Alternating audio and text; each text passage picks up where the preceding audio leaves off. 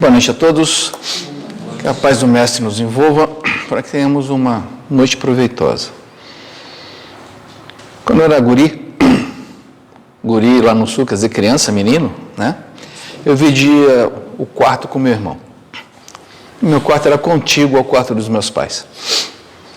E minha mãe gritava lá do quarto: não deixem de rezar antes de dormir. Aí o meu irmão arrumava a cama dele assim: Pai nosso que estás no céu, santificado seja o teu nome. Enquanto ele arrumava a cama, ele em voz alta falava o Pai Nosso. E minha mãe sempre achava que quem orava era ele, não eu, já que eu orava em silêncio. E ela puxava a minha orelha: olha, teu irmão sempre ora e eu não vejo você orar. Então, é aquela coisa, né? Às vezes as palavras que saem da boca não refletem em nada o que nós temos no coração. Mas por que falar do Pai Nosso? É novidade para alguém aqui? Alguém não sabe do que se trata a oração do Pai Nosso? Nossos avós falavam Pai Nosso, nossos pais, nós passamos por nossos filhos, não é isso? Isso é algo que nós estamos acostumados com o tal do Pai Nosso. Mas será que nós realmente compreendemos e entendemos a profundidade dessa oração? De onde ela vem? E qual é a interpretação espírita desse Pai Nosso? Então, primeiro, vamos traçar algumas linhas gerais. Pai Nosso também é conhecido por outros nomes. A oração dominical, lá no capítulo 28 do Evangelho segundo o Espiritismo, coletânea de preces espíritas, é encabeçada logo pelo Pai Nosso. E no título está oração dominical. Eu achei meio estranho, né? Dá uma ideia de oração só de domingo, né? Mas pode ser também oração modelo, Padre Nosso, oração do Senhor. É a base, a oração base de todos os movimentos cristãos. Então, católicos, protestantes, ortodoxos e até nós, espíritas. Se a gente vai procurar em sites das outras religiões, eles vão citar todas as outras, menos nós, né? Eles acreditam que nós não somos cristãos, né? Mas isso não há nenhum problema. E apesar da diferença que divide protestantes, católicos, ortodoxos e espíritas em termos de doutrina, todos têm essa oração como ponto de ligação. Essa oração nos une. Aonde está a oração do Pai Nosso? De onde saiu? De onde está? Nos Evangelhos. Aonde? Nos Evangelhos. Nos Evangelhos. Vocês sabiam que existem dois Pai Nossos? Um está em Mateus, capítulo 6, versículos de 9 a 13, e outro está em Lucas, capítulo 11, versículos de 2 a 4. Ah, eles são iguais. Não, são diferentes. Mas antes de nós chegarmos nessa diferença, nos dois há o mesmo contexto. Quem vai falar sobre o Pai Nosso é quem? Não precisa brigar para responder, calma, um de cada vez. Quem que falou o Pai Nosso pela primeira vez? Quem ensinou? Jesus. Ninguém tem dúvida, certo? Mas em que momento Jesus ensinou o Pai Nosso? Durante o Sermão do Monte ou o Sermão da Montanha. O que é o Sermão do Monte ou o Sermão da Montanha? É o ápice do ministério de Jesus. É ali que ele vai dar as regrinhas que, se nós observarmos, teremos sucesso na nossa caminhada. Ele vai pegar os 10 mandamentos de Moisés e vai ampliá-los extremamente. Até ele sempre fala que Mahatma Gandhi, um dia que leu, ele era hindu, ele leu o Sermão do Monte, ele fala o seguinte: se todo o conhecimento do mundo se perdesse e sobrasse apenas esse Sermão da Montanha, nada se perderia. Agora eu entendo Jesus. Então você vê, é algo que é fantástico. E ele é o conjunto de princípios da fé cristã, tá certo? E o Pai Nosso está no meio desses vários princípios da fé cristã. Isso quer dizer o quê? Que o Pai Nosso não deve ser encarado de maneira isolada, mas sim junto com os demais princípios. Como já dizia Jesus, nem todos que clamam Senhor, Senhor, entrarão no reino dos céus. Então não adianta nós orarmos o Pai Nosso 500 vezes por dia, se não fizermos o restante que Jesus pregou nessa mesma passagem. É tão importante o Sermão da Montanha, que dos 28 capítulos do Evangelho segundo o Espiritismo, 16 estão em cima do Sermão da Montanha. Lembram das bem-aventuranças? É o início do Sermão da Montanha. Então, tanto em Lucas quanto em Mateus, o quadro é o mesmo. Só que Lucas, ele vai fazer assim o Pai Nosso. Eu vou ler, tá? Lucas fala assim: Pai, santificado seja o teu nome, venha o teu reino, dai-nos hoje o pão para este dia, perdoa nossos pecados, assim como nós perdoamos aqueles que pecam contra nós, e não nos deixeis cair em tentação. Está faltando algumas coisinhas aqui. Então, Lucas faz o quê? Um Pai Nosso mais curtinho. Mas por que Lucas faz algo mais curtinho e Mateus faz algo mais longo? É questão de memória? Hein? Memória? Não seria nem memória, porque Lucas ele era grego. Ele não era judeu. E Lucas não conheceu Jesus. Ele não estava lá. Nós temos 4 evangelistas, certo? Mateus, Marcos, Lucas e João. Marcos e Lucas não conheceram Jesus. Eram discípulos apenas João e Mateus. De onde que Lucas vai escrever o seu evangelho? Daquilo que ele ditou quem? Paulo de Tarso. Lucas vai ler, vai descrever daquilo que Paulo de Tarso disse para ele. Lucas era assim com Paulo de Tarso. Enquanto Paulo de Tarso estava preso, Lucas estava lá ouvindo as histórias dele e transcrevia, ele era médico. Então Lucas não estava presente no Sermão da Montanha e tampouco conhecia Jesus. Lembra do telefone sem fio? Aquele que você fala uma coisa para a primeira pessoa, que fala para a segunda, que fala para a terceira, chega no último lá, está faltando coisa, não é isso? É a mesma coisa. É por isso que nós não oramos o Pai Nosso segundo Lucas, e sim segundo Mateus. Então, se a gente pegar lá Mateus, está exatamente como nós oramos hoje, e o Evangelho segundo o Espiritismo, no capítulo 28, transcreve exatamente desse jeito, tá? Então, todo mundo sabe, não é isso? Ele começa assim: Pai Nosso que estás nos céus. Já tem um probleminha, nós vamos chegar lá. Santificado seja o teu nome. Venha? Não. Venha o teu reino. Não tem a nossa. Não tem.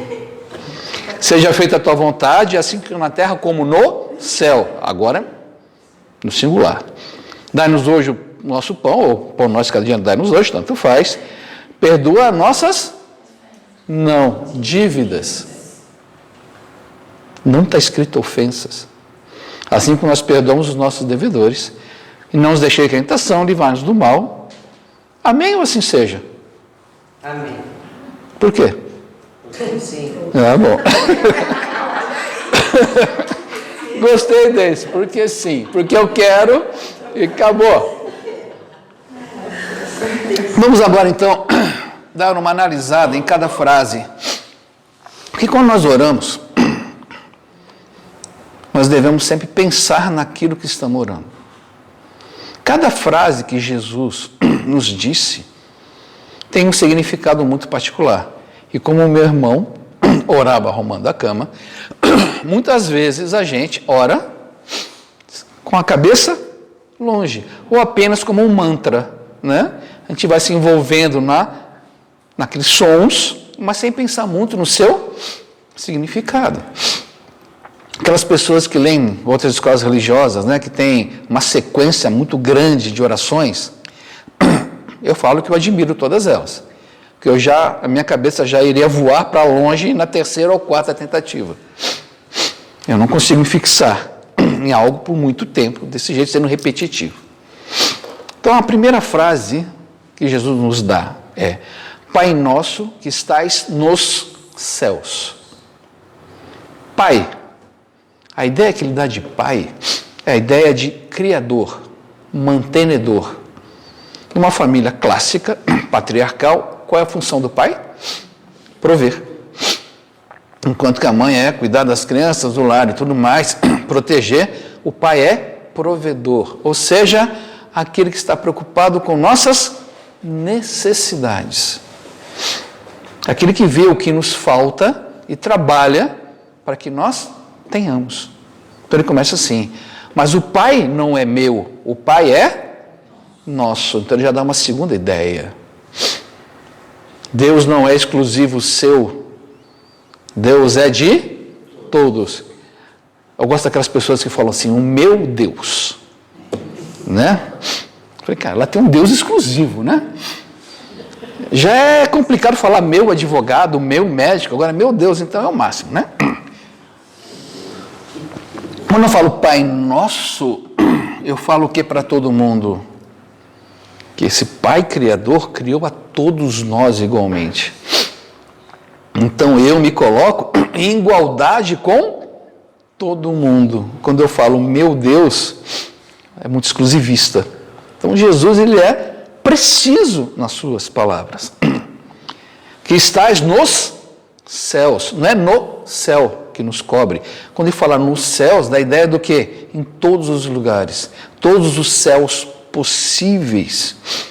E temos a certeza que existe algo acima de nós. Então já é uma frase de submissão à vontade de Deus, que vai se repetir mais para frente. Pai nosso que estás no céu, tudo bem?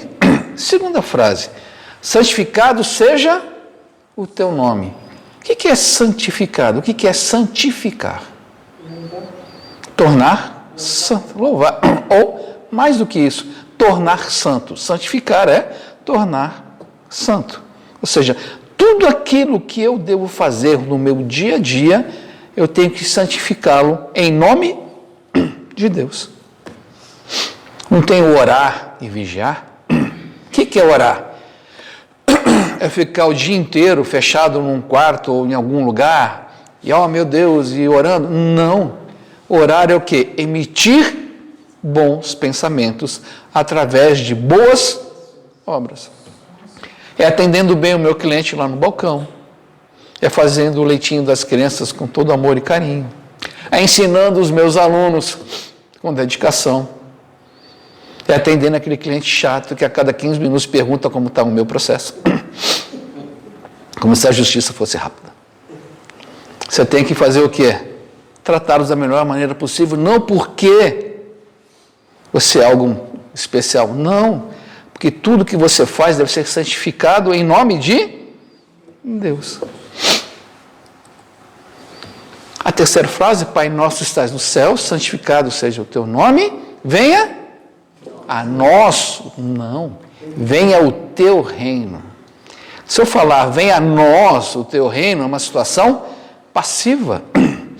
Eu fico aqui esperando e você se vira aí para o teu reino chegar em mim. Não, é o contrário. Venha o teu reino, ou seja, que chegue a nós o conhecimento das tuas leis eternas.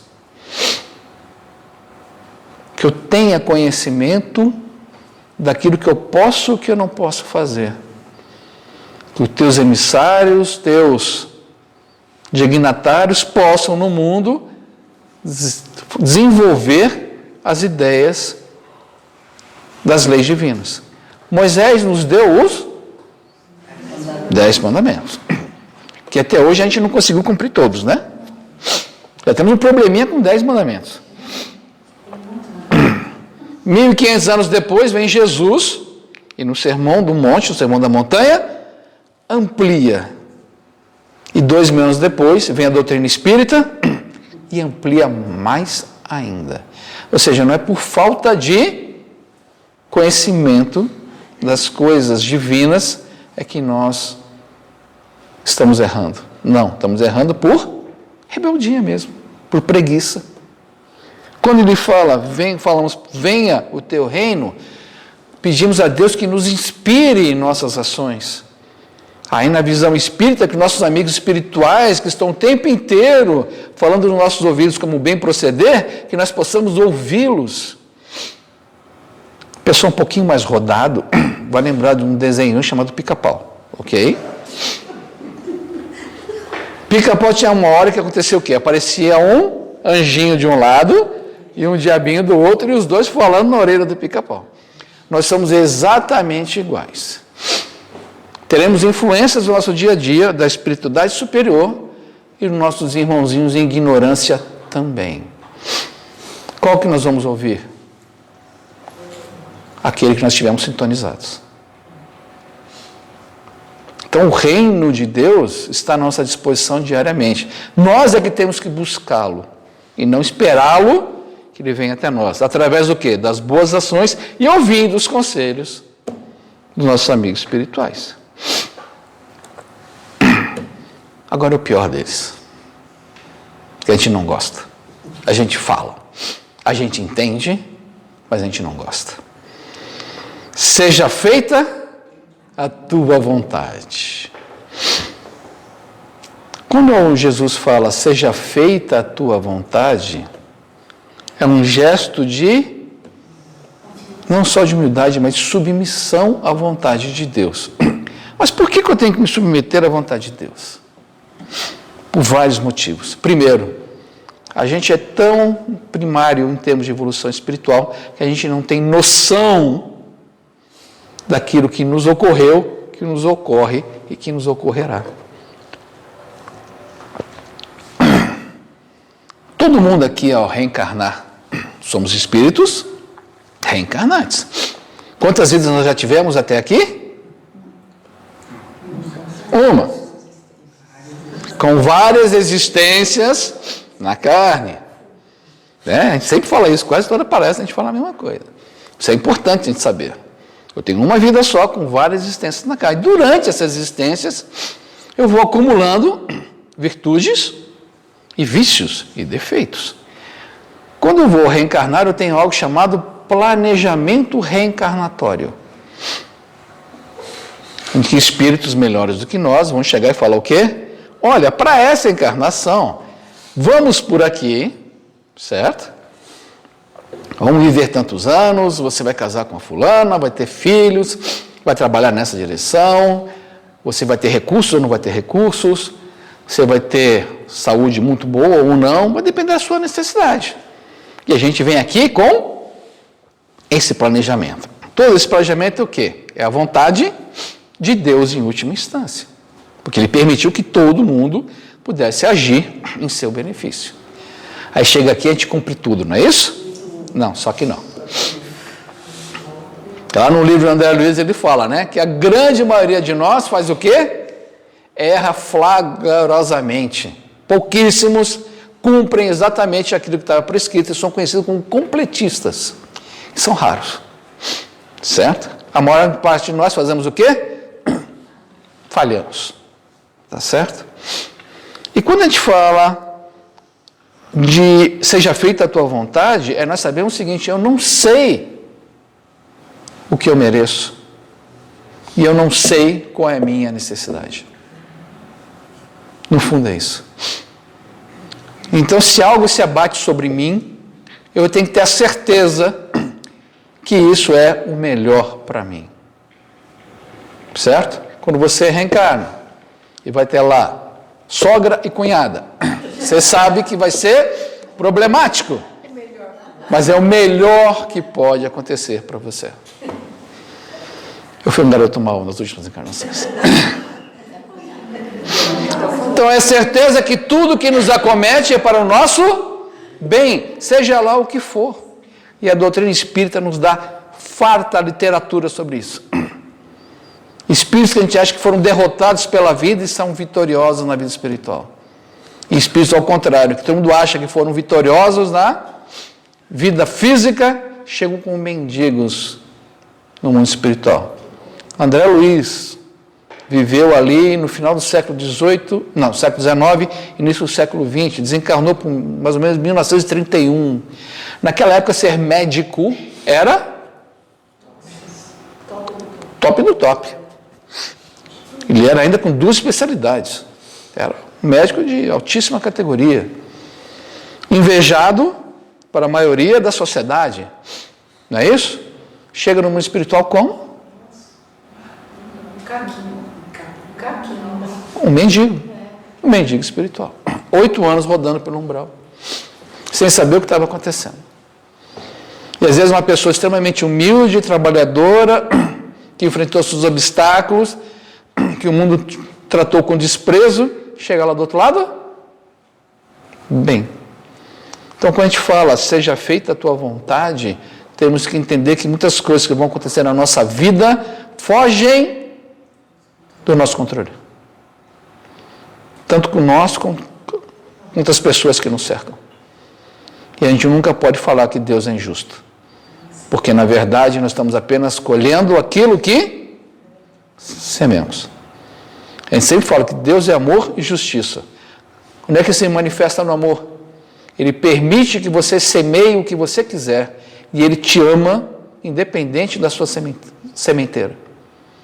Nossa, eu estou semeando espinhos. Ele, não, vai lá.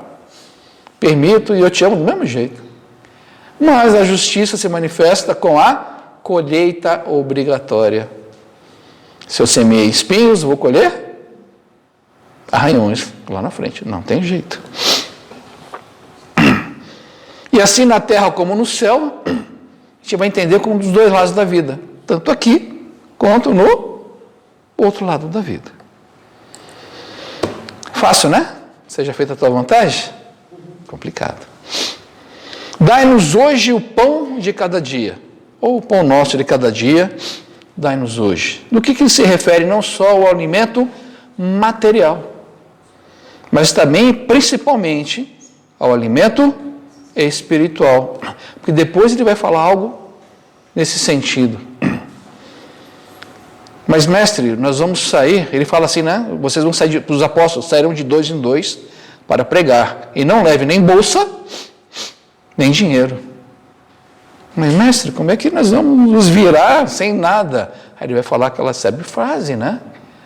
Os passarinhos não semeiam nem colhem e não deixam de ser alimentados.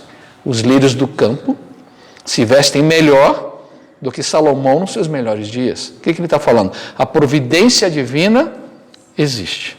Mas não quer dizer que nós vamos entregar à ociosidade, achando que a misericórdia divina vai nos dar tudo o que pedimos. Não, não vai acontecer. Porque se é algo que Jesus vai nos falar, é sobre o trabalho. Aos 10 anos de idade, apresentado ao templo, Jesus dá um banho em todos os doutores da lei. Eles oferecem a Jesus uma bolsa de estudos para trabalhar lá no Sinédrio. Ele fala, não, prefiro a carpintaria humilde no meu pai. E vai trabalhar com o carpinteiro. Por quê? O trabalho, uma que não tinha nada que aprender com aquele pessoal todo, certo? Já começa por aí, né? E outra que o trabalho sempre foi valorizado. Então, quando eu falo o pão nosso de cada dia nos dai hoje, eu tenho que fazer a minha parte. Porque os passarinhos fazem a parte deles na natureza, assim como os lírios do campo também fazem. E eu tenho que fazer a minha parte na minha coletividade, na minha comunidade, no meu local de trabalho, dentro do meu lar. Para o pão nosso de cada dia, principalmente espiritual, me chegue. Que adianta eu orar o pão nosso de cada dia e não conseguir olhar na cara do meu companheiro ou da minha companheira. Podemos até ter recursos financeiros avantajados, mas e o pão espiritual? Está faltando. Então, quando eu falo, dai-nos hoje o pão de cada dia, estou falando mais do pão espiritual do que do material. Perdoa as nossas dívidas. Mas, Douglas, todo mundo fala ofensas. Isso foi trocado ao longo do tempo, porque dívidas dá a ideia de reencarnação. E ofensas, não. Então, quando eu falo perdoa as nossas dívidas, não é isso? Ele tem uma condicionante. Assim como nós perdoamos os nossos devedores. Ou seja, para que eu possa ter minhas dívidas perdoadas, eu tenho que perdoar aqueles que me devem. Porque é muito fácil, né? Eu devo R$500 para a dona Cláudia, minha cunhada, e ajoelho nos pés dela e falo, olha, eu preciso de uma moratória, pelo amor de Deus, eu não tenho dinheiro. Ela, não, tudo bem, daqui a 3 meses você me paga. Eu estou aliviado. Posso enrolar ela mais 3 meses. Cruzo com dona Cleide, que me deve R$10. Aí eu vou para cima dela. Você está me devendo, sua caloteira. Eu acabei de ser perdoado numa dívida por 3 meses de R$500, mas dela eu não deixo. Tem uma passagem bíblica que fala sobre isso daí. Tá certo? Aí eu venho com a pergunta. A gente fala, perdoa as nossas dívidas. Deus perdoa? Sim? Não? Não? Não? Como assim Deus não perdoa? Deus não perdoa. Por que ele não perdoa? Porque o perdão é de quem está ofendido. E Deus não se ofende com os nossos erros, porque Ele é típico de seres da nossa escala evolutiva. Então Ele simplesmente falou assim, fez besteira? Não, tranquilo. Tu vai colher lá na frente, mas está tudo tranquilo. Relaxa. E o melhor que vai acontecer contigo. Pode ser que você não tenha que acertar isso agora de pronto, pode ser mais para frente, mas na hora você vai acertar, fique tranquilo. Você vai se livrar disso daí. É a nossa consciência que tem que nos perdoar, e não Deus. Nós é que temos que nos perdoar. E para nos perdoar, não adianta só uma súplica. É importante que nós façamos a reparação do dano que nós perpetramos. Então, dívida perdoada é igual a aprender com o que eu fiz de errado e reparar. E às vezes essa reparação demora muito tempo. Vou dar um exemplo bem clássico. Vamos supor que uma mulher faça um aborto. Certo? Pergunta 348 ou 358 do Livro dos Espíritos. Fala sobre aborto. Ele vai falar com toda a clareza. É crime. Ponto. Certo? Está escrito lá. Ok, mas a mulher praticou um aborto por um motivo qualquer. Logicamente, nós, como espíritas, vamos atendê-la, abraçá-la, né? Mas como é que ela vai resolver esse problema? Vai ser abortada também? Para aprender o que é bom? Não, claro que não. Se eu pratiquei o aborto, o que eu vou fazer? Eu vou cuidar de crianças ou de pessoas como se meus filhos fossem. A vida vai me levar para isso. Às vezes eu vou amar uma criança que não é minha, não fui eu que gerei, como se filha fosse. Eu vou amar pessoas, sejam moradores de rua, doentes, velhinhos no asilo, como se meus fossem. Olha, eu reparando meus erros passados. Então eu sei que eu errei, estou reparando. Aí é que reside o perdoa as nossas dívidas. E eu tenho que entender também que o outro tem que ter a chance de fazer isso. Então, a primeira coisa que você vai fazer também é perdoar aqueles que têm dívidas para conosco.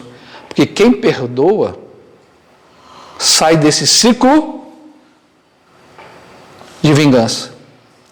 Quando eu perdoo alguém, aquela pessoa vai continuar ainda com a necessidade de reparação. Mas quando eu perdoo, eu faço o quê? Tiro a mochila que me pesava nas costas. A gente sempre conta aquele caso do Ivan Isota, aquele japonesinho, né? Família japonesa, e o jardineiro sequestrou e matou o filho dele. Aí ele estava na delegacia, eram 3, o jardineiro mais 2. Tem a palestra dele, é muito bacana. O cara falou assim, os 3 estão aí, você quer falar com eles? Ele falou, quero. Ele falou que era um corredor de 20 metros. Ele saiu da sala falando assim, eu vou avançar no pescoço dos 3. Mas nos 20 metros que ele percorria, ele começou a pensar, mas o que isso vai adiantar? Meu filho não vai voltar. Eu vou continuar amargurado. Ele chega na frente dos 3 e fala assim, eu perdoo vocês 3. Ele falou, é como se um peso enorme nas costas tivesse retirado dele e falou, agora o problema é seu. é de vocês, não é mais meu. Então isso é o perdoa as nossas dívidas. E a última, e não os deixeis cair em tentação, mas livrai-nos do mal, que tem muito a ver com o que nós já vimos anteriormente. Quando a gente fala não nos deixeis cair em tentação, permitir que os nossos amigos espirituais nos inspirem e que nós tenhamos ouvidos para ouvi-los. Então, nos ajude a ouvir os nossos amigos espirituais e não ouvir os ainda ignorantes frente à lei de Deus. Força para suplantar as nossas más tendências. Todos nós temos más tendências vindas de outras existências, seja ela qual for. Nós temos que identificá-las e lutar contra elas. Fazer com que o homem velho do passado desapareça, criando um novo homem, com menos vícios e com mais virtudes. Aí os evangélicos aqui vão fazer mais uma linha que a gente não faz. Pois é todo o seu poder e a glória para todo sempre, não é isso? Eles fazem um que a gente não costuma utilizar. E termina com assim seja ou com amém. Segundo a Jussara, taxativa, amém. Tanto faz, porque as palavras são idênticas. Amém no hebraico, no latim, no grego, nas 3 idiomas, quer dizer, assim seja. Tanto faz. Mas como eu fiz toda a oração em português, por que a última palavra vai ser em latim? Eu prefiro assim seja. Então, se assim seja, tem 2 conotações. Primeiro, indica uma afirmação daquilo que eu acabei de dizer. Isso quer dizer fé. Então, tudo aquilo que eu pedi aqui atrás, o pão nosso de cada dia, não é isso? Não nos deixei cair em tentação, que assim seja, ou seja, eu acredito que realmente isso eu vou obter. Mas tem um segundo aspecto, do adesão. Não adianta nada eu ter fé e achar que aquilo vai acontecer se eu não aderir àquela prática. Adianta eu falar, não os deixeis cair em tentação, e ficar dando ouvidos à mesma tendência? Não há oração ou número de orações que vai te ajudar. Se eu falo para Deus, seja feita a tua vontade, desde que seja igual à minha, senão eu não vou fazer, também não adianta nada eu ter orado. Então, assim seja, quer dizer, mais do que afirmação, é adesão aos princípios que essa oração nos deu. A gente podia até fazer um pequeno parênteses. Isso tem a ver com fé. E o que é fé? Confiar, acreditar. Não, é nada disso. Ser fiel. Ser fiel. Tá muito bom. Fé vem de fides, vem de fidelidade. É eu agir conforme os princípios que eu acredito, independente da situação. Então a fé, ela é testada. E você só vai saber se você tem fé no dia que você for testado. Ah, eu tenho fé. Meu filho mais novo desencarnou. Muita gente fala, eu perdi a minha fé. Não, você nunca teve. Ah, eu perdi o meu filho. Perdi meu marido, perdi minha esposa. Aí você tem que pensar o quê? Seja feita a tua vontade. O que acontece para mim é o melhor. Eu vou sentir saudades, mas não vou entrar em desespero. Não vou falar que Deus é injusto. Entendeu o que é fé? Fé não é só acreditar. Fé é viver aquilo que você acredita. E o assim seja, tem totalmente ligado com o seja feita a vossa vontade. Então, para finalizar, o Pai Nosso condensa a base de todos os ensinamentos cristãos. Jesus pegou todos os ensinamentos e botou numa frase curtinha. Só que a gente faz, muitas vezes, sem perceber. É uma súplica clara, concisa, precisa, tem elementos de adoração. Pai nosso que estás no céu, santificado seja o teu nome. Elemento de submissão, seja feita a tua vontade. Tem um petitório, dás o pão de cada dia, não nos deixeis cair em tentação, não é isso? E encerra, antes de tudo, a certeza da misericórdia e da providência divina. Se nós, a partir de hoje, orarmos o Pai Nosso, pensando em cada frase, mas principalmente agindo conforme a essas frases, estaremos no caminho correto. Pergunta? O livrar-nos do mal, quem que inventou? Como assim? Da última frase. Livrar-nos do mal é consequência. Mas ela foi isso no original? Sim, tem, está aqui.